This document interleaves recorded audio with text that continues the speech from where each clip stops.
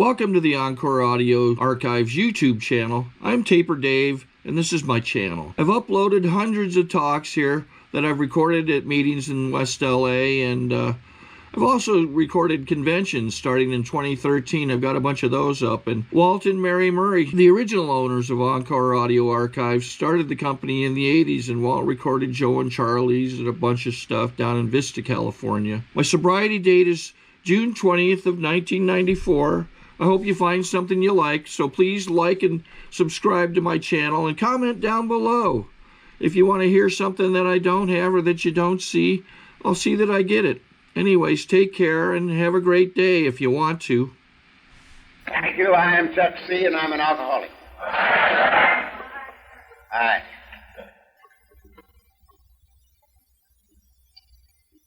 Goodly throne tonight. My chair is available for any good-looking woman that wants it.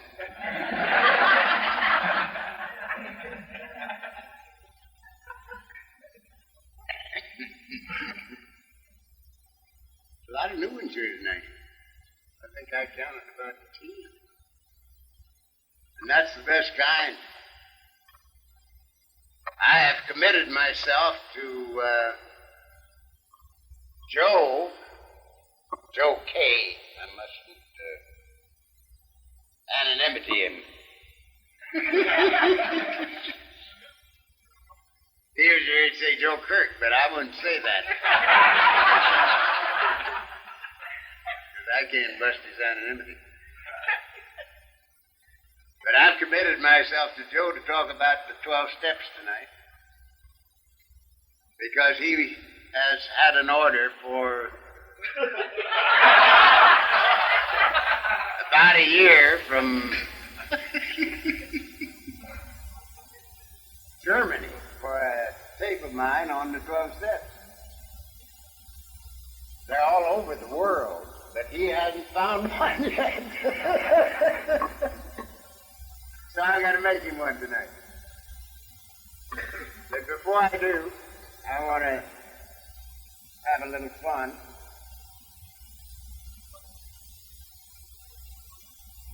I don't know how long it's been since you had our Texan down here. Roy, he's half a Texan wide and 2 Texans high. The first guy that sobered up in Houston, Texas. I guess Roy has about 34 years now. He did his sobriety, and he says that the only time he can tell whether or not his stories are acceptable is if I steal them.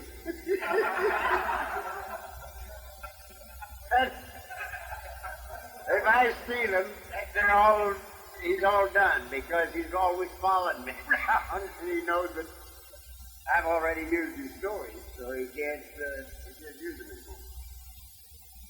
But he says that if you're going to solve a problem,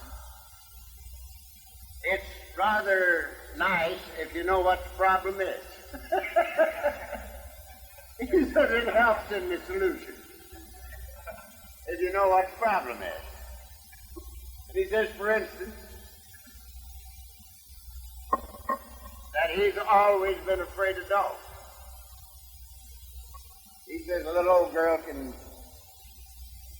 walk down the street with a Great Dane on the leash, and she's not bothered by it at all.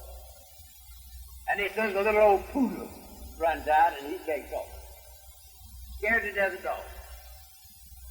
And I can just see that old boy running. Funniest thing you ever saw. He's fat, about 6 or 7.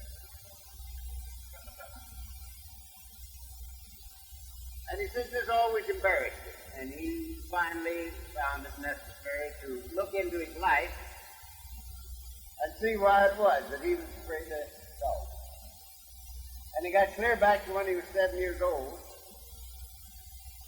And he remembered that when he was 7 years old, a dog bit him.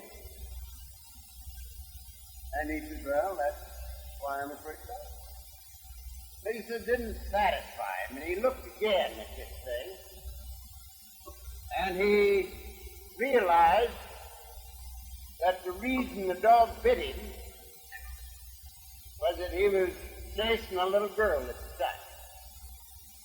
Now he says, all of my life I've been chasing women and running from dogs, and dogs never was my problem in the first place.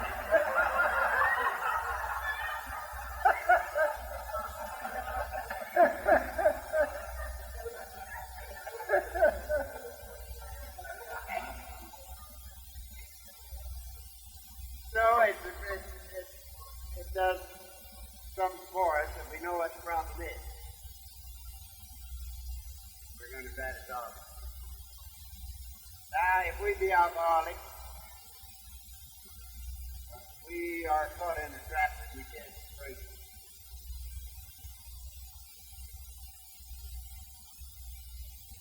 And it's necessary that we have help.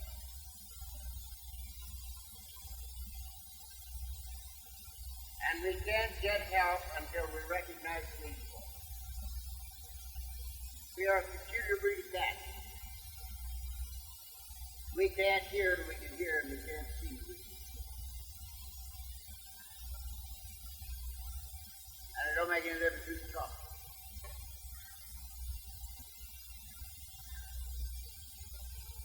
The first condition to sobriety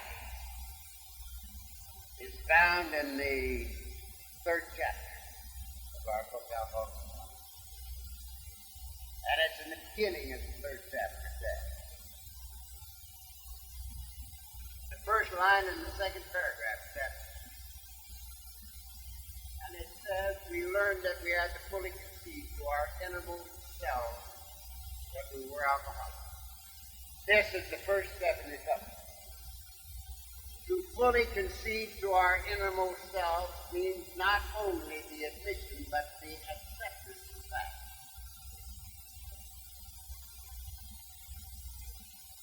So, for those who are new, if tonight somehow you can come to see the need for help, to accept yourself exactly as you are, where you are tonight, regardless of where that place is. It's the beginning of recovery. We learned that we had to fully concede to our innermost self that we were alcoholics. This is the first step to recovery. Now, it's my opinion that there's an easy and a hard way to do this thing. The hard way is to try to do it yourself. And the easy way is to know that you can.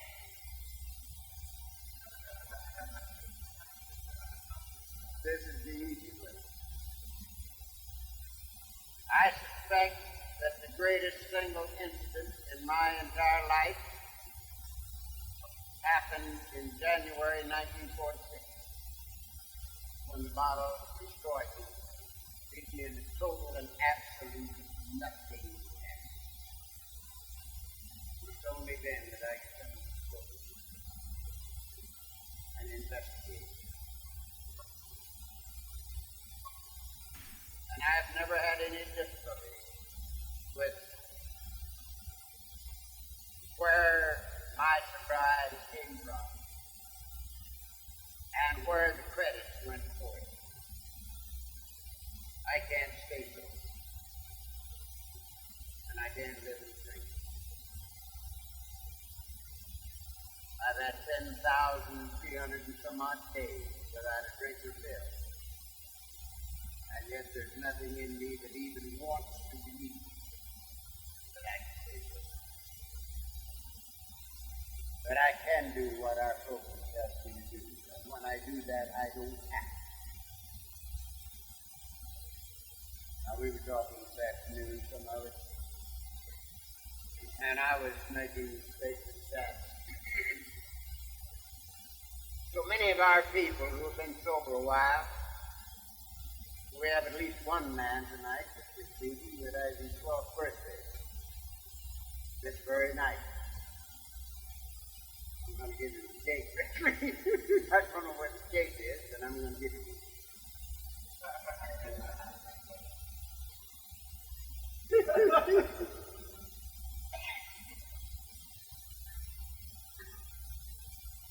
We were saying that we hear so many people now around the meeting who have been sober for a while saying that they have no drinking problem now, that their problem is listening. That ain't the way it is. As long as I live, I will have a drinking problem. Because, you see, I can't drink and live.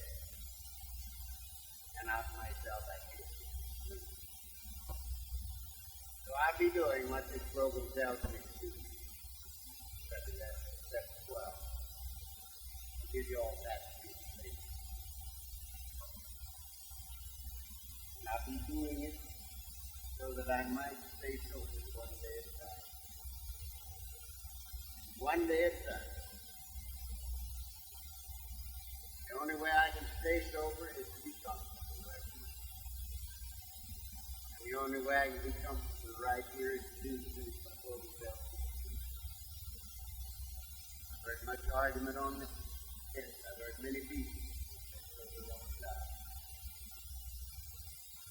say that if we've been in the program for a while, we have to think to drink. As far as I'm able to see, you don't have to think nothing. All we have to do is quit doing the things that keep us comfortable right here, and we wake up drunk. We wake up drunk. We don't have to think about anything. Because you and I know a way to stop that big hurt.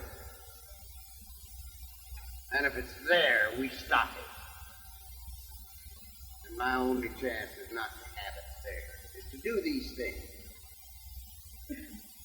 One day at a time to the best of my ability.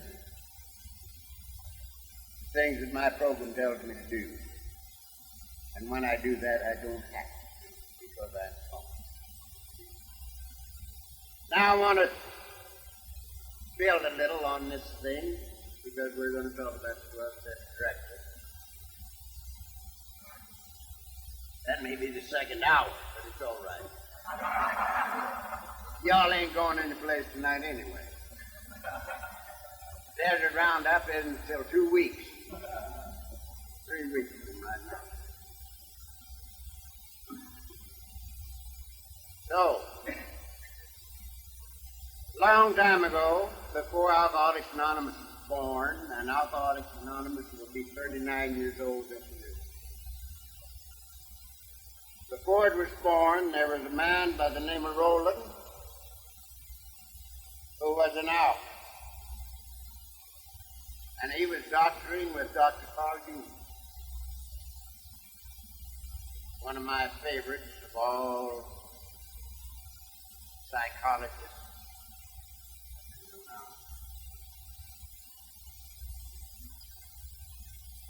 Dr. Hughes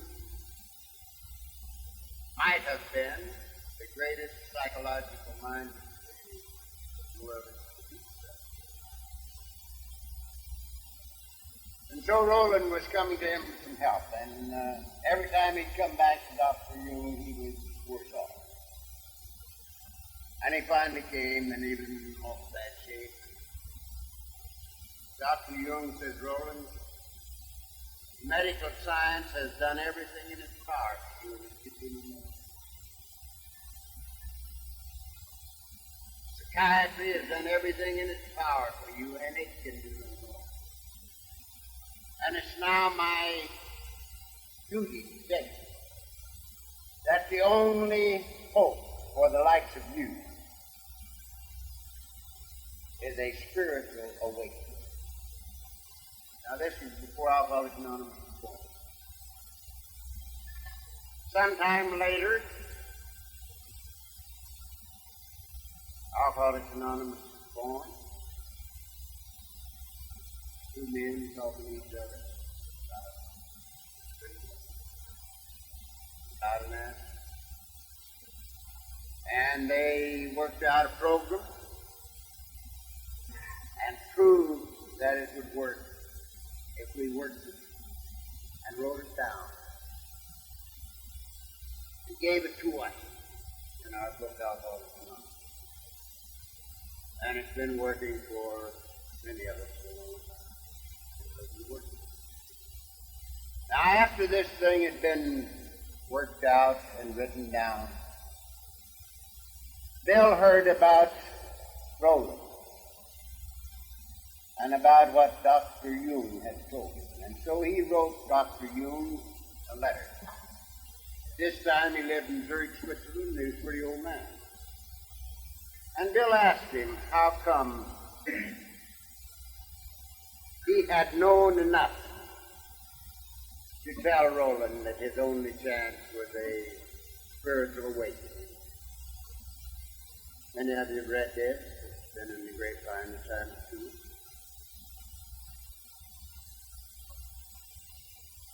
And Dr. Jung wrote back and said that he had always known that the alcoholic's basic process was his search for unity. His search for unity. To join the human race, to live with it. And maybe he was gone. And he couldn't make it. And when he found alcohol, it came the nearest to unity of anything he'd ever known. And he latched onto it as a sort of a chemical unity. Because it let him live a little bit easier with himself and took the rough edges off the people around him. Dr. Hughes quoted one of my favorite verses in this book. As the heart, H-A-R-T, as the heart panteth after the water brook, so panteth my soul after thee, O God. A search for unity.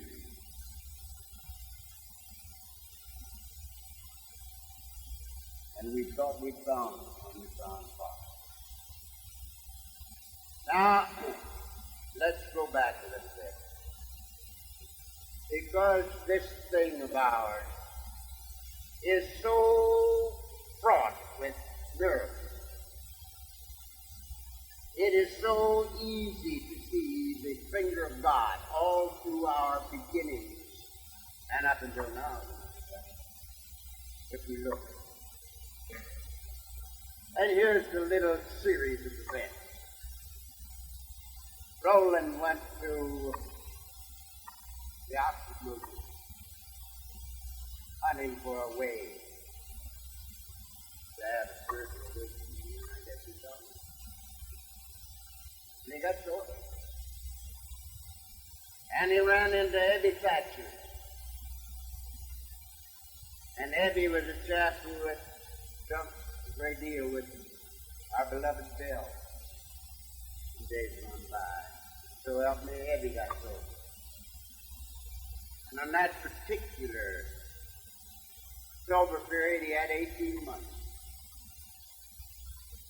without drinking.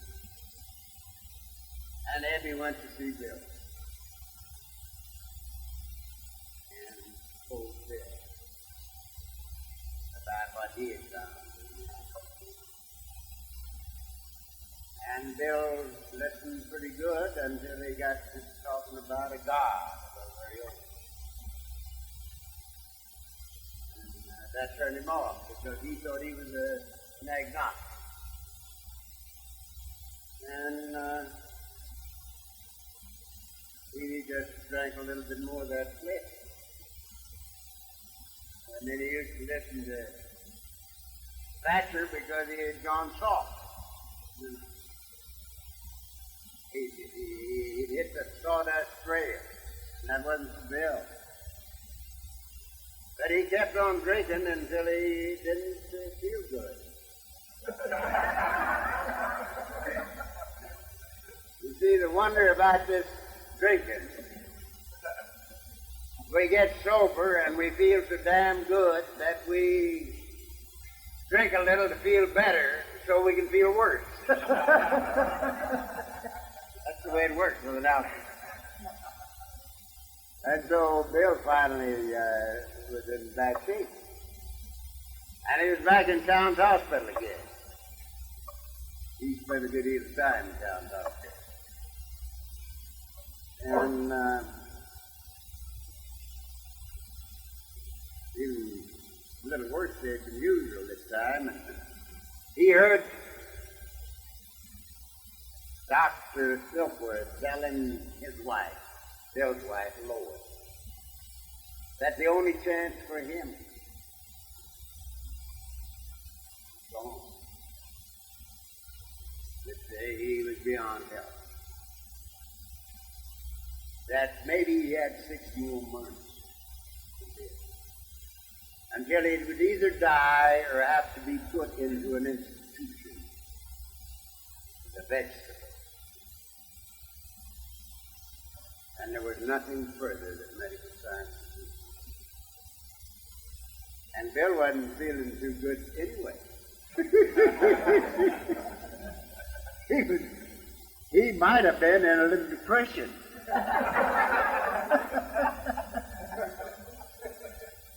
And this sort of speeded up his depression a little bit. And he got to thinking, well, this isn't a very bright outlook. Mm-hmm. And then he got to thinking again about what Eddie had told him. And he thought, maybe, just maybe, there might be something to it. He knew that he had lost the battle. And he cried out in total abandonment of self. God, if there be a God, reveal yourself to me now. And something happened to him. He called it, in his many years that I knew him, his hot flash.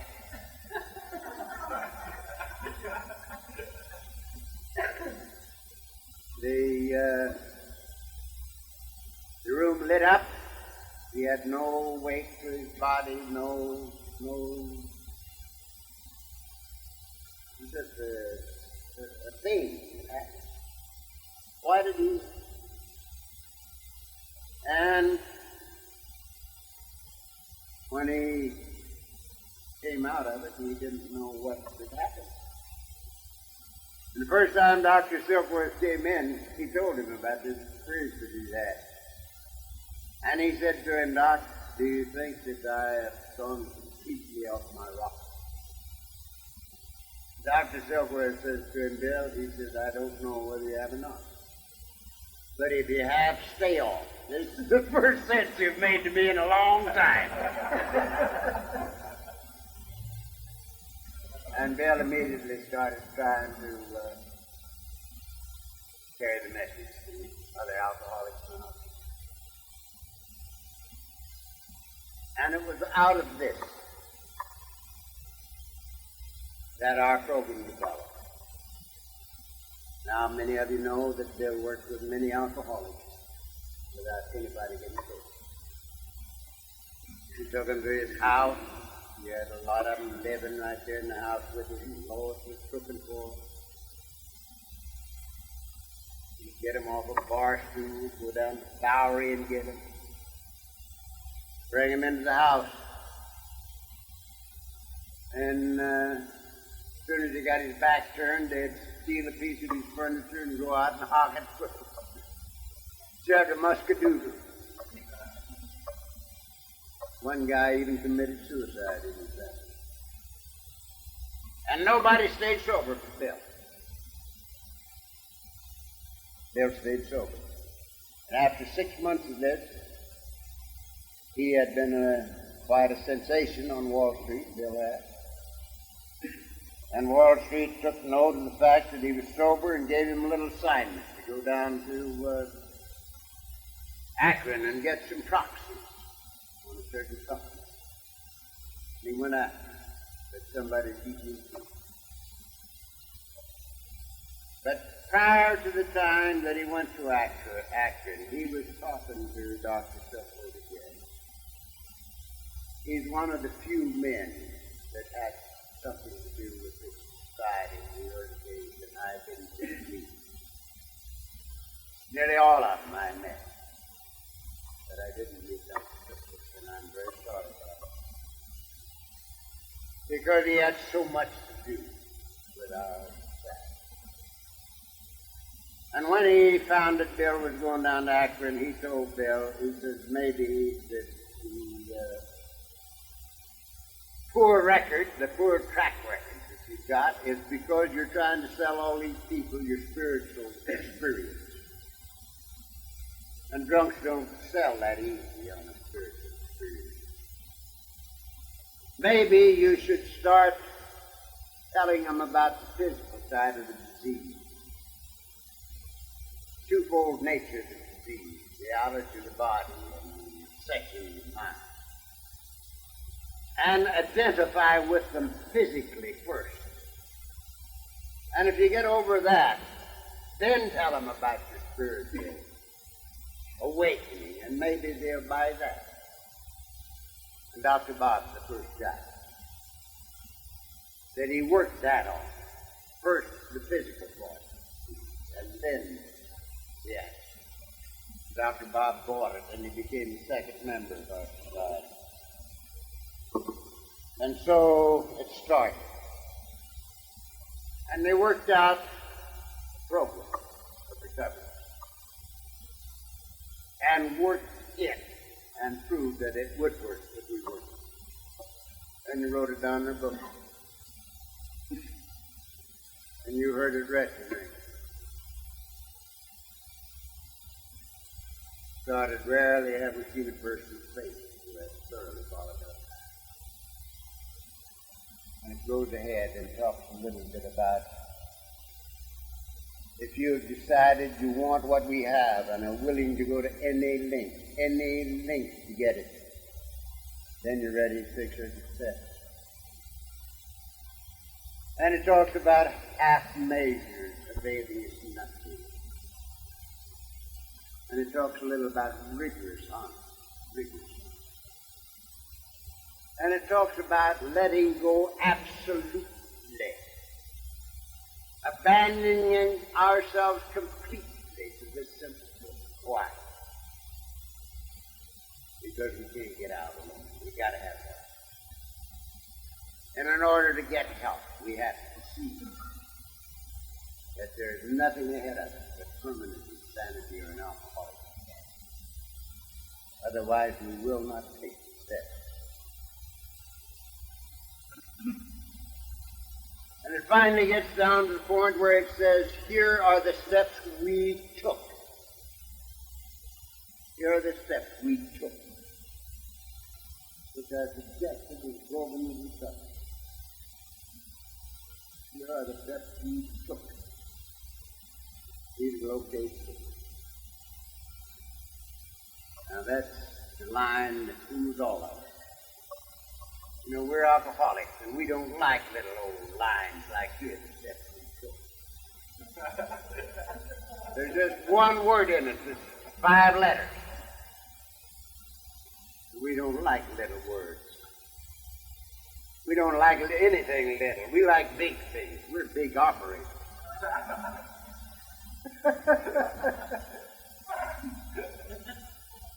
And if it had a few psychedelics or,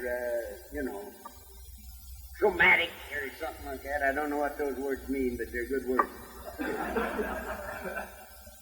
We like words like that. But here are the steps we took. Don't mean nothing except life. That's all it means. Life. Here are the steps we took, which are suggested in the slogan of recovery. Now, the first step says we admitted we were powerless over alcohol, that our lives had become unmanageable. That's a twofold admission of defeat. Powerless over alcohol, physical, unmanageable life, mental. I've lost the battle twice over. Now, no alcoholic can walk up to that and take it without a little preparation. I doubt very much if there's a person in this room that analyzed himself and decided to turn himself into Alcoholics Anonymous.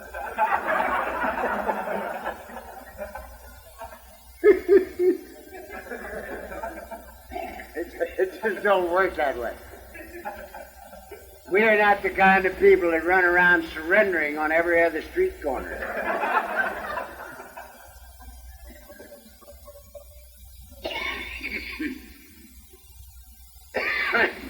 Something's got to happen before we'll take step one. And that is to see that we've lost the battle. We have lost the battle of life. We need help. A twofold admission of defeat in the first step. The second step says, we came to believe that a power greater than ourselves could restore us to sanity. Now there's an implication here.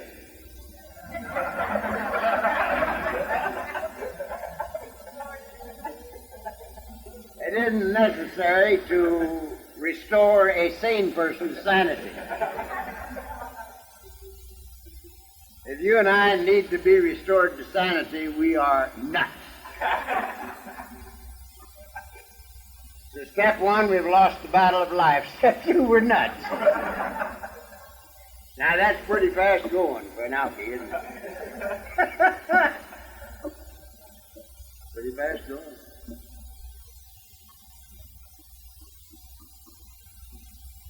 Third step's worse than both of them. Because the third step says we got to give up the keys. Now I can see you monkeys giving up your keys. The only way anybody ever got my keys was to wait till I passed out.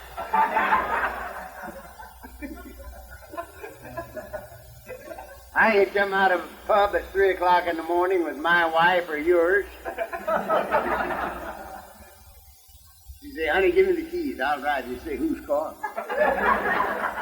Whose car are you going to drive? This is my car. If you're going with me, get in. You see? Number 3 says you got to give up the keys. Get a new driver. We made a decision to turn our will and our life over to God. Now, this is absolutely contrary to our entire thinking and action pattern in life up until now. It's just exactly like I'd walked straight north for 43 years, made a 180-degree turn, and walked south for 28. The total reversal of motivation and action in my life. We made a decision to turn our will and life over to their God. Now this is quite a deal. We need help, and we're going to headquarters. Made a decision to turn our will and life over to their God. Now there's no sense in turning your will and your life over to a care of God, a God that you can't trust. If I'd ask you all how many of you believe in God, I'd probably get at least 90%. You know? But if I ask you how many of you trust God, I might get an entirely different number. Does it ever occur to you, if I turn my will and my life over to the care of God, self-concern has no further place in my life?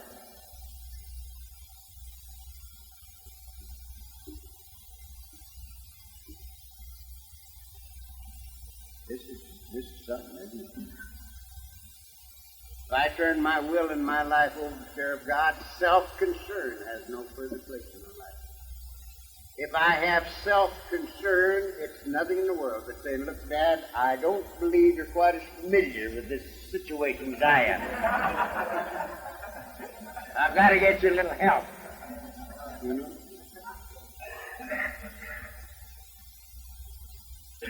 They have a saying in Australia that's absolutely beautiful. It's in all their literature.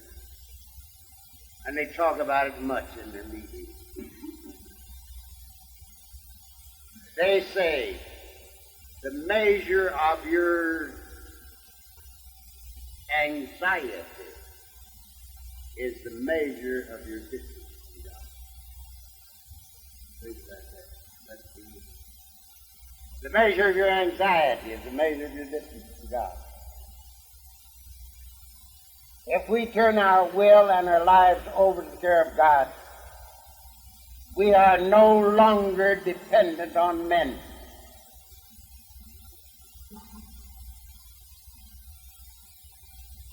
Now, people don't go out of our lives. They become more meaningful than they ever did, but we're not dependent on them.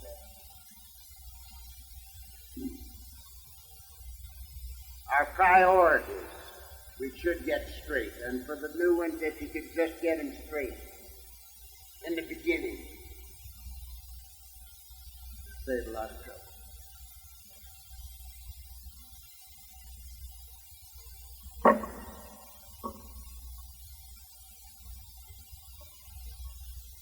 I've turned my will and my life over to the care of God. So, there is where my dependency is. There is only one security in this life, and it's for the alcoholic and the non-alcoholic alike. And that's in my own relationship with my own God. I want to tell you about a couple of people that's done me in. There was a gal that came to the program the same time I did, 28 years ago. And she worked a good program. And she worked hard. She carried the message to the women's federal prison on Terminal Island for years, almost single-handedly.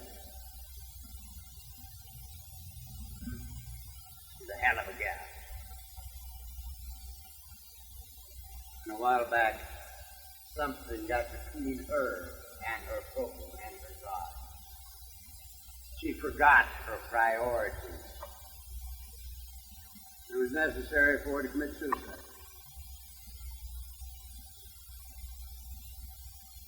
Just because she forgot her priorities. Got a kid in San Francisco, a kid I love just like my own son.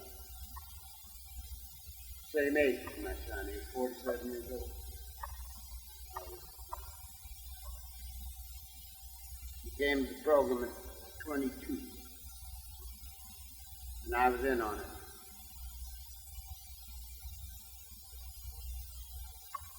They had 25 great years. Friday, I went up every once in a while and talked to these brothers. That was very, very good. He spent much time with me. 2 years back.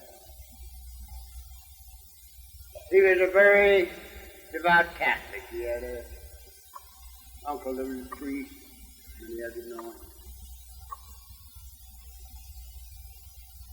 And a while back, he made a change in his connection in business. He was in the security business. Incidentally, up until he made his change, he was working for a man that was in my wedding party, 49 years.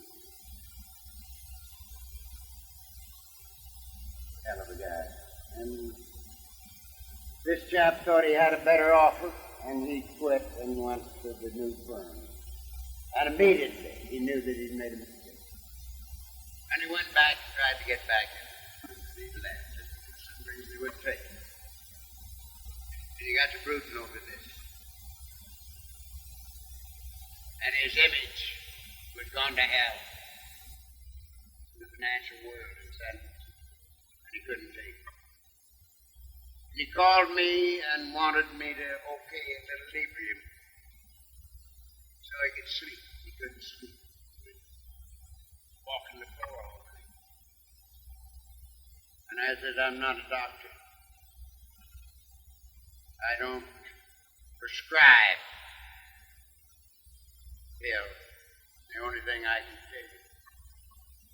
In my book, it doesn't say we turn our will and our lives over to the care of God and leave you. So do as you please. But I loved the guy, so I went up there. And I spent a few hours with him. And I knew that I had done nothing. I knew that it was just, he couldn't get it. Because, you see, his image between him and his soul and his God. And being a good Catholic, he told me, he says, I'm going to Mass every morning. And I'm going to confession. And I'm taking the sacrament. The guy's turned his back on me. He won't listen. He won't answer me. And I tried to show him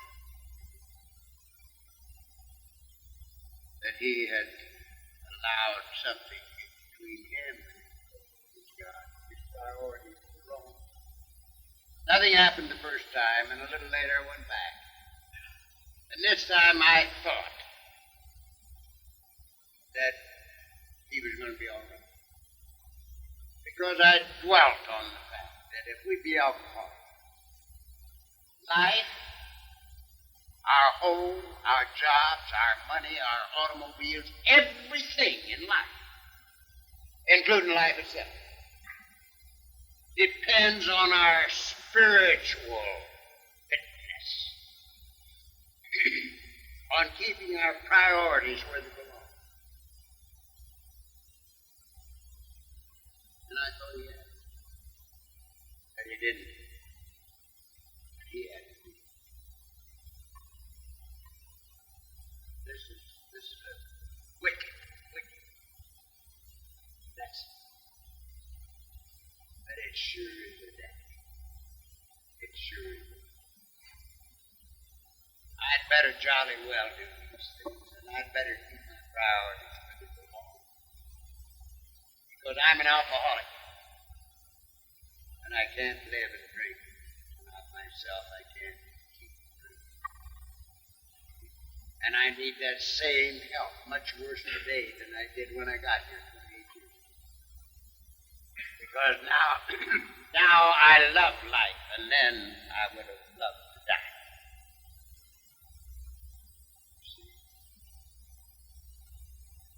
So we made a decision to turn around our lives over to the care of God. Now the fourth step's worse than all three of them. The fourth step says we made a searching and fearless moral inventory of ourselves. Now this is the first action step. The first three are decisions. The fourth one is an action step. And we are told to write it down. To get a thick pad and a long pencil and start writing. And we write down an inventory. Plus and minus. And they had told me, the boys that I was talking to, that I was supposed to put down anything that I could find that might go in the plus column. And the only thing I could get down there was that I was still warm. That's all.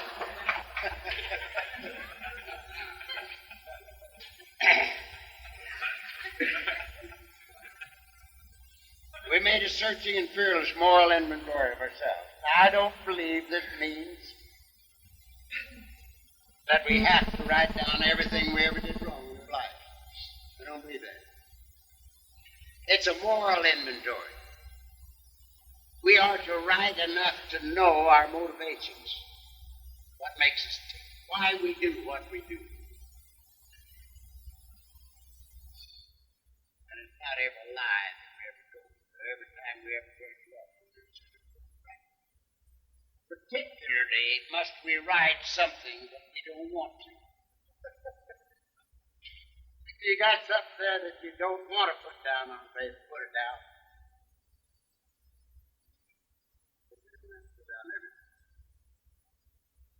And when we put it down, we're to share it.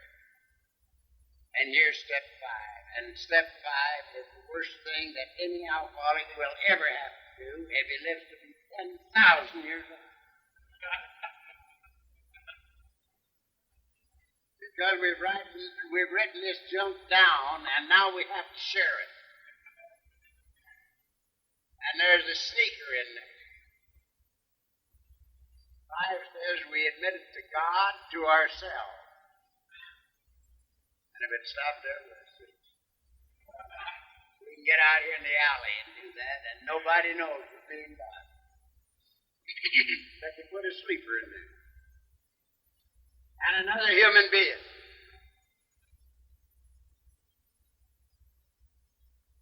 That's bad. Somebody's going to be walking the streets knowing what's inside of him. When we get through with that, somebody's going to be walking the streets knowing what's inside of him. When we get through with that, if we've got any ego left, we ain't done it. We better do it again.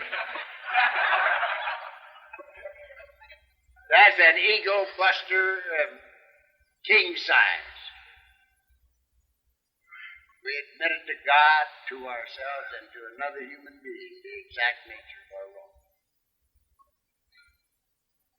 And having written it down and having shared it, we become willing to give it away, and we give it away.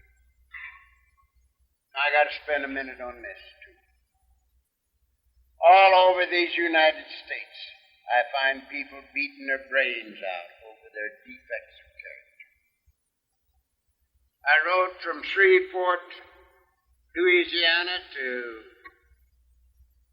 Big D in a car with some of the town north people who had taken already 23 inventories since January. And this was October. 23 inventories. And 5 steps. There's some biddy down there someplace that they'd go and pay to take their 5th step. Isn't that awful? Judas.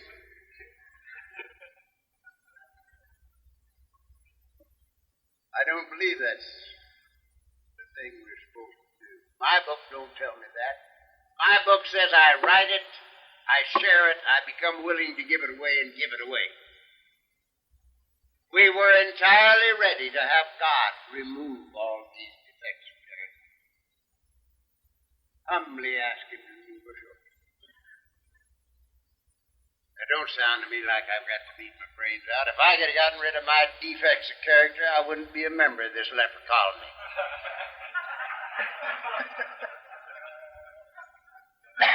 I would have done away with it. Then I wouldn't have had to come here. He's got the flu, so I let him go. But if I'd have known he was leaving, I'd have made him leave it a dollar on this table, I tell you that. He sneaked out before the collection.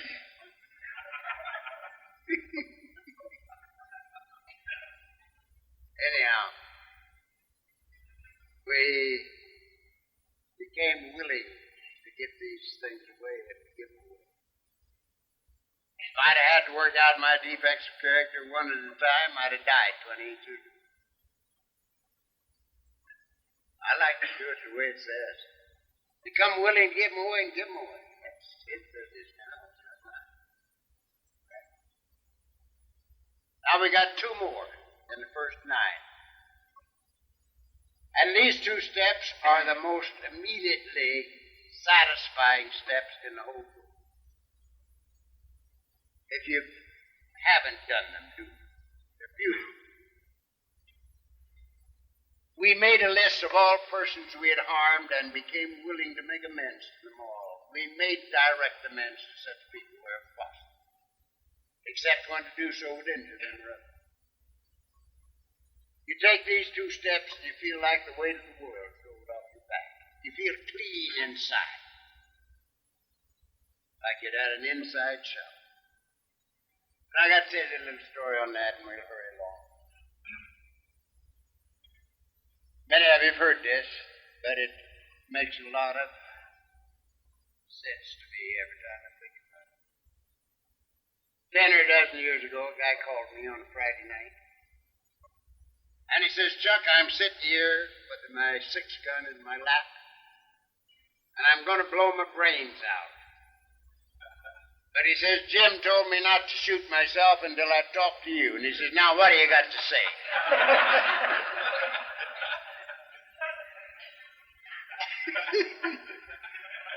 And I said, well, you called me on a bad night.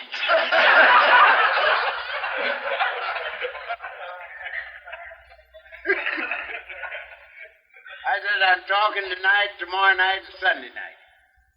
But Monday night's open. Now, if you want to come down and see me Monday night, come on down, and if you don't, go ahead and blow your brains out.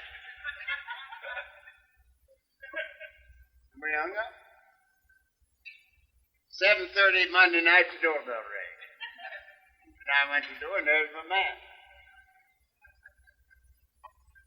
And he came in, and he not only was an alk, he was a compulsive gambler. And he'd lost a lot of money to professional gamblers that he didn't have. And we were talking about this, and at 2 o'clock in the morning, we were at the exact point where we are right now. Steps 8 and 9. And I'm sitting there telling this monkey, you've got to go to these people. And you've got to tell them that you're not the big shot you would have had them believe. That you're an alcoholic. And that you've found a way to live that might let you live the rest of your life without a drink. And there's a condition in it that says we've got to make amends. And that's exactly why you're here, to make amends. Now, you tell these monkeys you admit the debt. It's your debt, and you'll pay it as soon as you can. But you ain't got no money. And he says, my God, Chuck, I can't do that. They'll kill me. I says, that's so. You won't have suicide on your mind.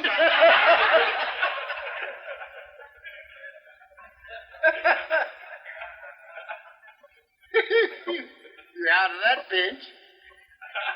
And the old boy started laughing, and he never quit. He never quit. He's still laughing. He's walked the street that night with this. Nobody ever killed him, and he did exactly that.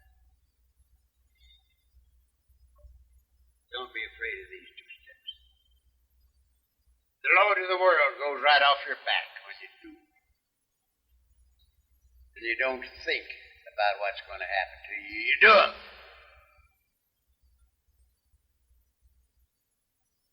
Now, that's 9 steps. And if you and I have done these 9 steps honestly, we are now surrendered. Perhaps the one question I get more than any other is, how do you surrender? Well, thank God the bottle did it for me the first time. The bottle killed me in January 1946. And I got the program. Everything in the 5th chapter was something I wanted to do the first time I ever read it or heard it written. But if you get to the program not surrendered and you do the first 9 steps honestly, you're now surrendered. Because that's what those first 9 steps are for, to squeeze us right out of ourselves. It's just like you had your head in a vice.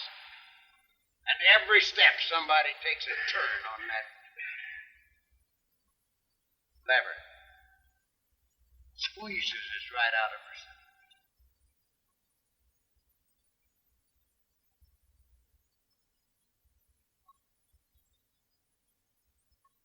That's the way you surrender. You didn't get your surrender. Do these things. Now we stay level with 10. Continue to take personal inventory, and when we're wrong, promptly admit it. that keeps us level. Now, that isn't going back. That's a daily thing. How have I done today with these steps? How have I done practicing these principles in all of my affairs today? So we stay level with this. And we come into the AA way of life with 11 and 12.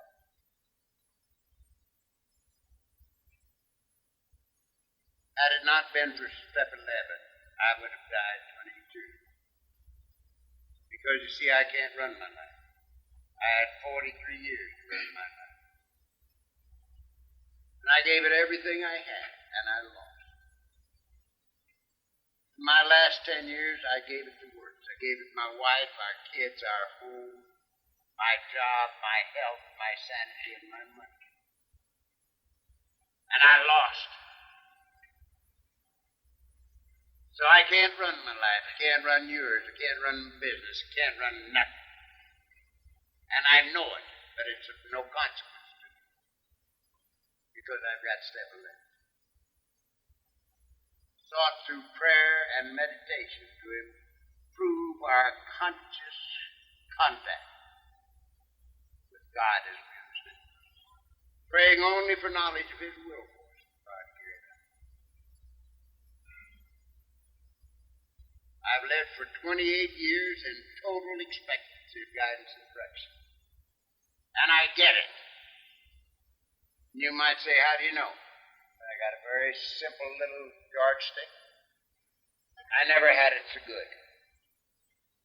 I never had it so good. This is the only easy life I've ever known, the only good life that's ever been mine in my entire lifetime. Now, I've changed that step a little for me. I get up in the morning and I say, look, Dad, I'm reporting for duty. Now, I'm going to move it around. I'm going to do the best I can with what I got. And all I want out of you is a little guidance and direction, fire to carry it out. Sure thing, Jenny. Go about it.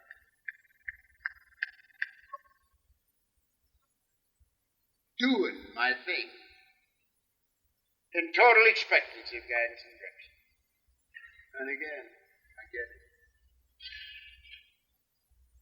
And without that step, I would never be with you.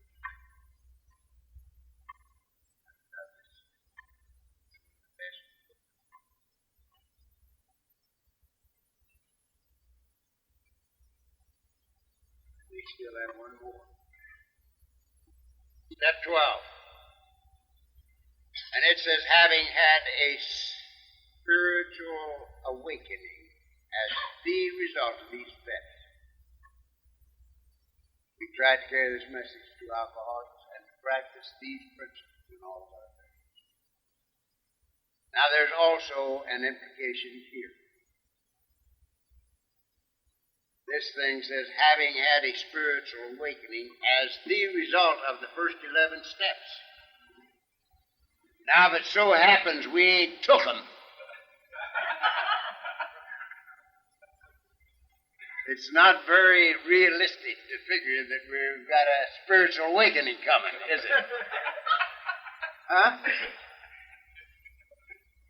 You don't get a spiritual awakening as a result of 11 steps you ain't took. Having had a spiritual awakening as the result of these steps, and it's my opinion that no man and no woman can take them honestly without having a spiritual awakening. That's the way to get a spiritual awakening.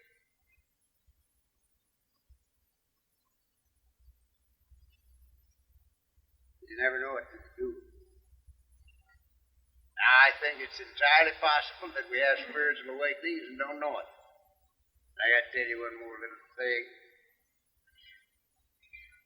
About to quit, too. I've been quit for half an hour. And I didn't know it. I told you in the first place, the second hour, huh? It's, oh, well, hell, then I've got plenty of time. I thought it was 11 o'clock. I was just going to congratulate you people for sitting still this long.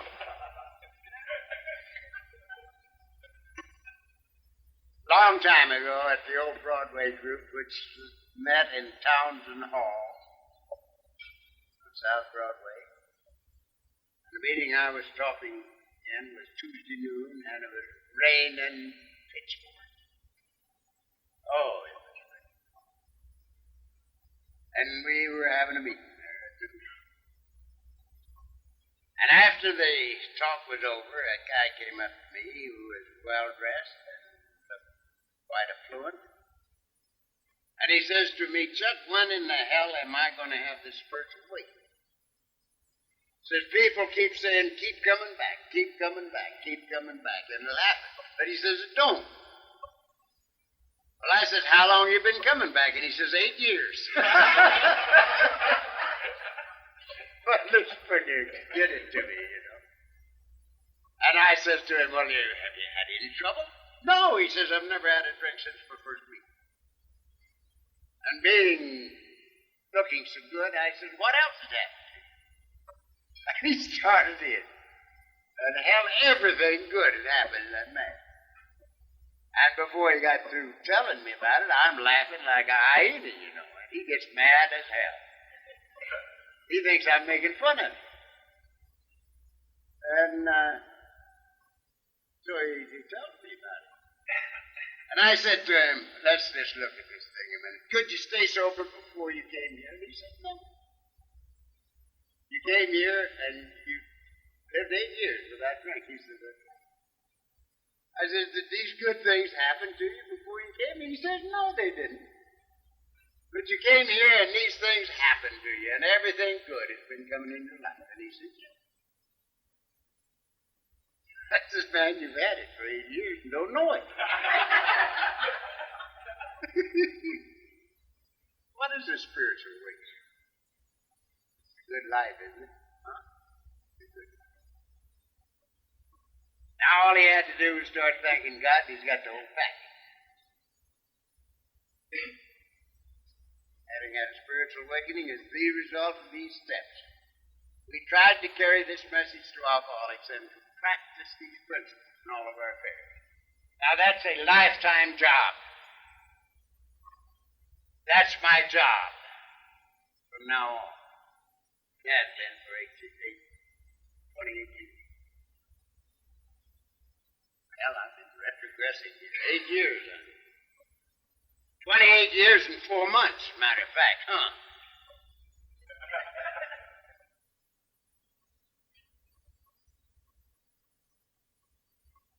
And that's all I do. That's my job. I carry this message to the alcoholic who still suffers, to the best of my ability. And I practice these principles in all of my affairs. That's home, business, play, Alcoholics Anonymous, church if I've got one. Everything in life. That's what it means if you practice these principles in all of your affairs. Every place. Everything you do, you practice the same principle, so it makes everything just alike. There is nothing more or less important than another, and there's nothing more or less spiritual than another. If you're practicing these principles in business, is it any less spiritual than in Alcoholics Anonymous? Huh? Not if you're practicing the same principles. If you're practicing these principles at home, is it any less spiritual than in Alcoholics Anonymous? No. Tickles the hell out of me when we say Sunday morning Alcoholics Anonymous meeting is the spiritual meeting.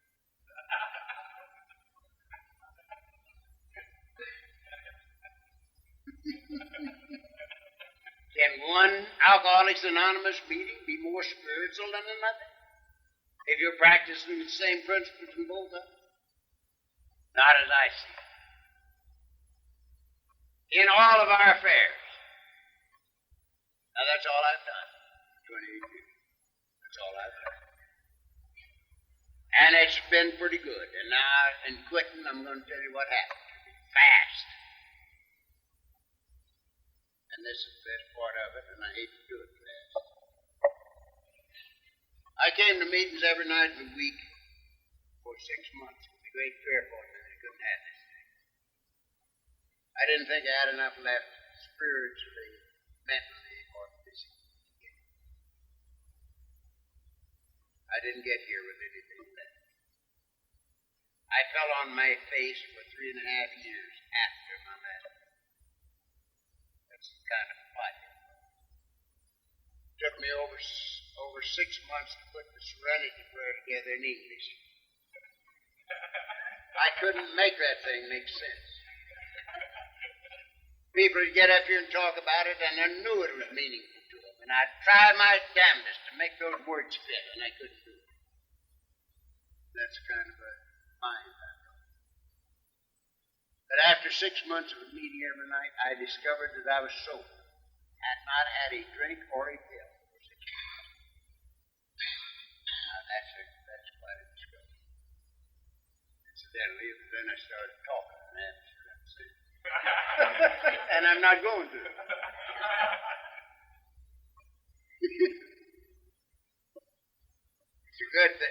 was a good start. I discovered I was sober. Another 6 months went by, and I discovered something happened in the household. It seemed like the war was over.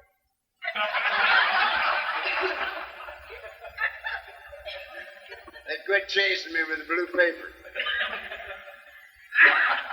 And that ain't a bad discovery. Another 6 months went by, or maybe a year. And I discovered I was still trying to clean up my desk. You see, the boss had sent word to the house that if I ever stepped foot in the plant again, he was going to throw me from the window. The window to which you referred don't open. And I was there before I got here, because I didn't know how to find you people. You see, my keen alcoholic mind told me that you couldn't possibly be in the phone book.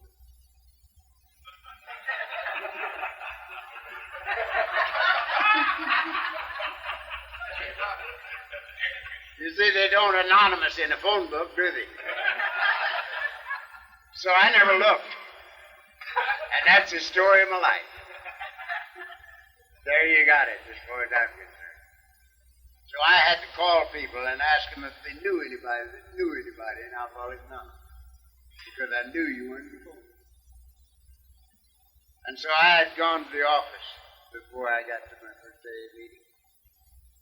And I knew the old boy was going to throw me through the window because, you see, he had done me a big favor. The Friday before Christmas, 1945. He called me in and he said, Chuck, you've had a lot of trouble.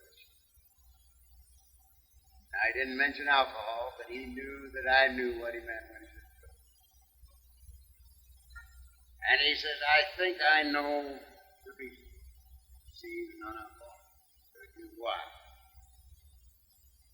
And he said to me, I think it's because of pressure you're under. And I'm going to take a little pressure off of you. Maybe next year there won't be so much pressure and there won't be so much trouble. And instead of shooting me, as he had every right to do, he gave me $3,000 for Christmas. If any of you have ever drunk any liquor, you know that the one thing that's worse for an alcoholic than bad fortune is good fortune.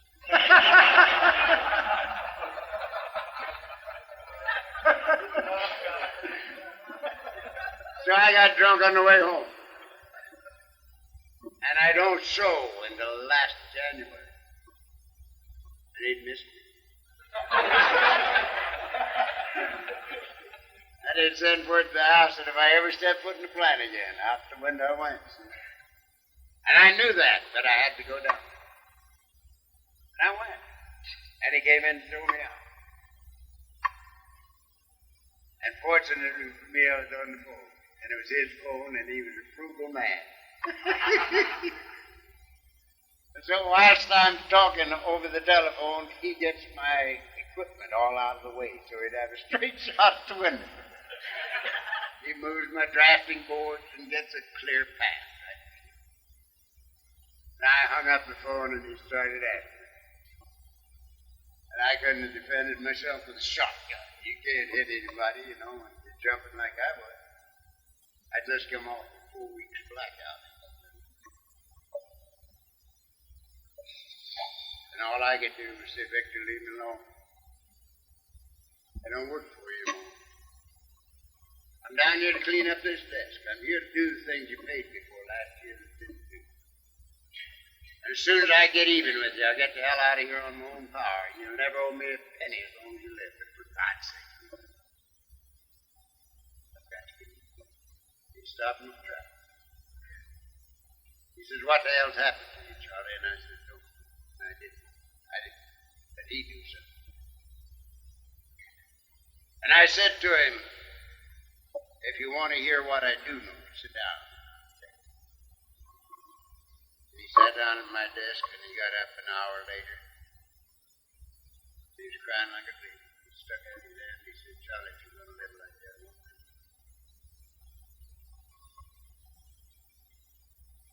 A couple of years later, I discovered I was still trying. Business was good. Business was plumb good. Another year went by, and I discovered that my own state of being, my life was better than anything I'd ever dreamed of. Now, maybe 5, maybe 6 years ago, and I discovered I was never alone anymore. I who had walked alone all my life. I had a God of my very own, and wherever I am, He is. And it all came out of doing these simple little things. What they do. I think when we make the great discovery, the search is over for life. And I submit to you that it's an insight. Every bit of it's an insight. We uncover the thing we've been looking for all our lives and discover ourselves, which includes our relationship with each other and God.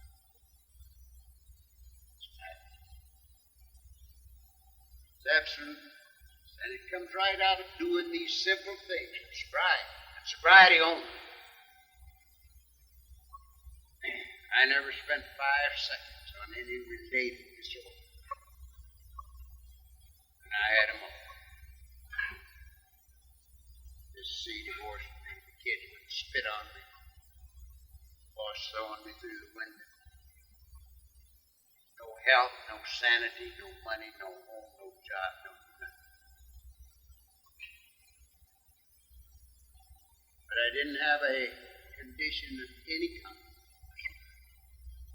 I came here so that I could get sober, stay sober one day, to rub out what I could of my record before I could go. And that's the only reason I wanted to. I didn't want to survive myself. My life was over, and I knew it. And it was all right. At such time as I had left, I must spend changing the record. Because I didn't want the kids and their mother and the boss to remember me as nothing but a tongue-chewing, babbling idiot drunk.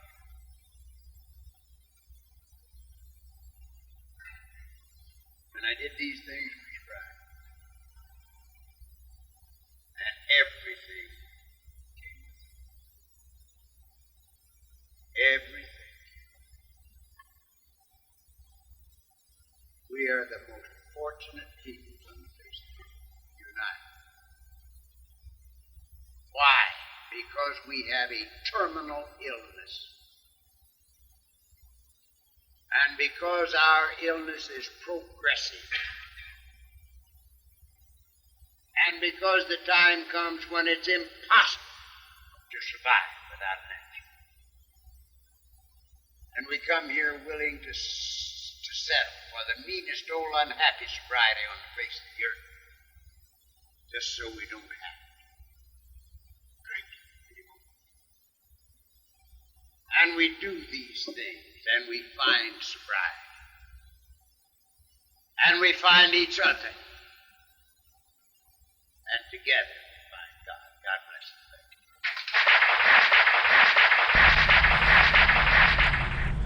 you. Okay, this is how I prepare my drone for launching. I like to do it inside the cab of my truck so I'm not standing outside in the weather. To install the joysticks for control, up and down, right and left, powered on. I have an Android phone that I use to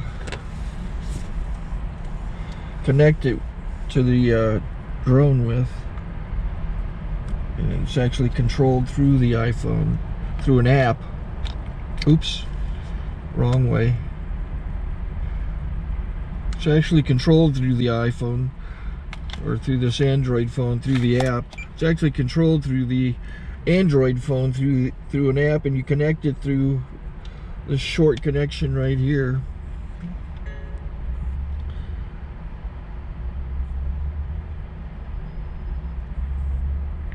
Remote control connected. Remote control's connected. So I pull out the drone. I have to extend the legs. Long legs extended first, then the short legs. Remove the gimbal protector. Set that aside, then power it on one short burst and one long burst. I lay it down. So I have to go to calibrate. So the drone's not connected yet. It shows you here as this drone gets disconnected, even though the remote's powered on. So the drone has to establish it's connected. So I go into the app to calibration mode. First I'll calibrate the remote controller. Start calibration. Out, in, out, in, up, down, and then this little wheel is to control the gimbal. So it's calibrated. Go to gimbal calibration, start calibration, and then it calibrates the gimbal. I don't know if that shows up. The gimbal's moving all over the place. Changes, you can see it on the video. And I'm calibrated to take off. It's acquired 7 satellites at the moment. There are 26 satellites up in the sky, which it has to acquire before you can take off. So it's connected. It's got enough satellites. This is white. I can go to press this little arrow button, swipe right to take off, and it would start the motors if I slid this to the right. But I'll wait till I get outside. Don't want to do it inside.